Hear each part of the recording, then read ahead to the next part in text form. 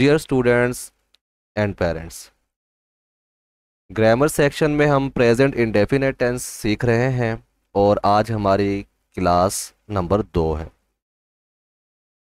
पहली क्लास के अंदर हमने जो चीज़ें सीखी थी वो प्रेजेंट इंडेफिनिट टेंस का स्ट्रक्चर, जिसमें हमने सीखा कि सबसे पहले हम सब्जेक्ट, फिर वर्ब की फर्स्ट फॉर्म और फिर ऑब्जेक्ट का इस्तेमाल करते हैं।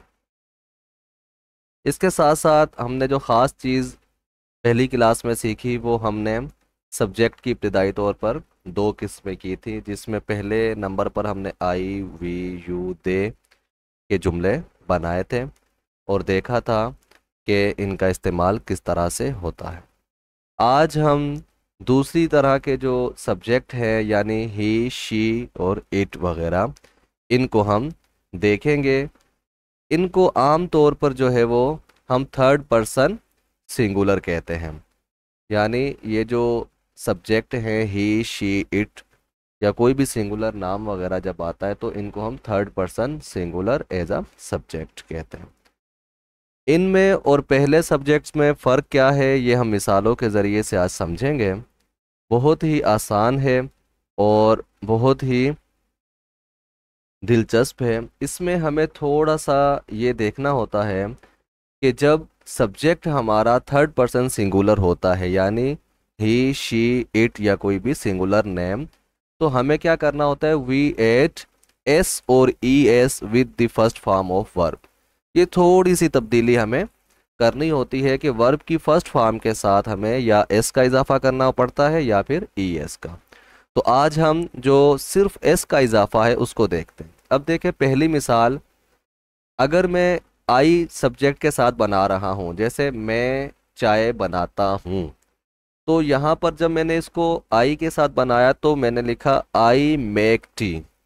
तो मेक वर्ब की फर्स्ट फॉर्म हमने यूज़ की सिंपल, बगैर किसी एस या एस के इजाफे के। लेकिन जब यही सेंटेंस हम बनाते हैं वो चाय बनाती है, तो अब जब सब्जेक्ट चेंज हुआ, आई की जगह शी सब्जेक्ट आया, तो यहाँ पर तब्दीली क्या हो गई, मेक की जगह मेक्स हो गया, यानी हमने एस का इजाफा कर दिया।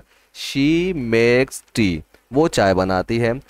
इसी तरह जब मैं कहता हूँ कि हम क्रिकेट खेलते हैं तो सब्जेक्ट वी है, तो मैं सिंपल वर्ब की फर्स्ट फॉर्म यूज़ कर रहा हूँ, वी प्ले क्रिकेट, हम क्रिकेट खेलते हैं। लेकिन जब यही सेंटेंस मैं बनाता हूँ कि वो क्रिकेट खेलता है, यानी सब्जेक्ट जब वी से ही में चेंज हुआ तो हमने प्ले के साथ एस का इजाफा कर दिया, यानी वर्ब की फर्स्ट फॉर्म के साथ हमने एस का इजाफा, तो ही प्लेज क्रिकेट।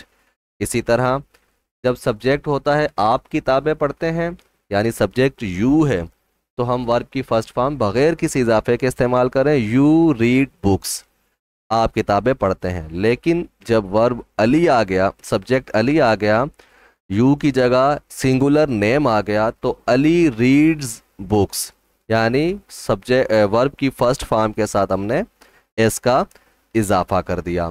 तो ये जो एस का इजाफा हो रहा है वर्ब की फर्स्ट फॉर्म के साथ, ये सब्जेक्ट की तब्दीली की वजह से हो रहा है।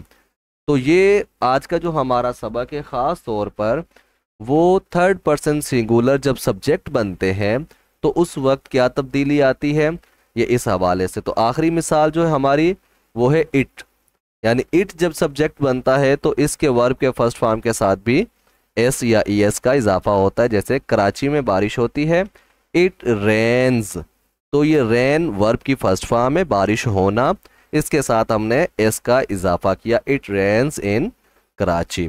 तो ये मोहतरम वालदेन और प्यारे बच्चों, ये हमारे जो प्रेजेंट इंडेफिनेट टेंस की जो क्लास है वो आप समझिए कि उसका अभी एक हिस्सा मुकम्मल हुआ कि सब्जेक्ट, वर्ब और ऑब्जेक्ट का हम इस्तेमाल अफर्मेटिव यानी सादा जुमलों में किस तरह कर सकते हैं। तो ये आपको याद रखना है कि जब सब्जेक्ट में ही, शी, इट या कोई सिंगुलर नेम होगा तो आप वर्ब की फर्स्ट फॉर्म के साथ क्या करेंगे, एस या ई एस का इजाफा करेंगे, जैसा कि इन फॉर्म्स के साथ हुआ है। और अगर सब्जेक्ट जो है वो आई, वी, यू, दे या कोई दूसरे नाम होंगे, प्लूरल होगा कोई, तो उसमें हम वर्ब की फर्स्ट फॉर्म के साथ कोई इजाफा भी नहीं करेंगे। तो ये प्रेजेंट इंडेफिनेट टेंस के अफर्मेटिव जुमले दोनों किस्म के, यानी थर्ड पर्सन सिंगुलर के साथ भी और फर्स्ट और सेकंड पर्सन सिंगुलर के साथ भी हमने सीख लिए कि किस तरह से हम सेंटेंसेस बनाते हैं। अब अगली क्लास में हम ईएस का इजाफा देखेंगे कि वो कौन से वर्ब होते हैं जिनके साथ हम ईएस का इजाफा करते हैं। तो जैसा कि मैंने पहली वीडियो में भी आपको कहा था कि आप इन जुमलों को देखते हुए खुद से कुछ सेंटेंसेस बनाएं और वो मुझे कमेंट करें ताकि मैं चेक कर सकूं, और अगर आपको समझने में कोई मुश्किल पेश आ रही है तो वो भी आप मुझे बताएं ताकि मैं इसको मज़ीद आसान करके समझा सकूं।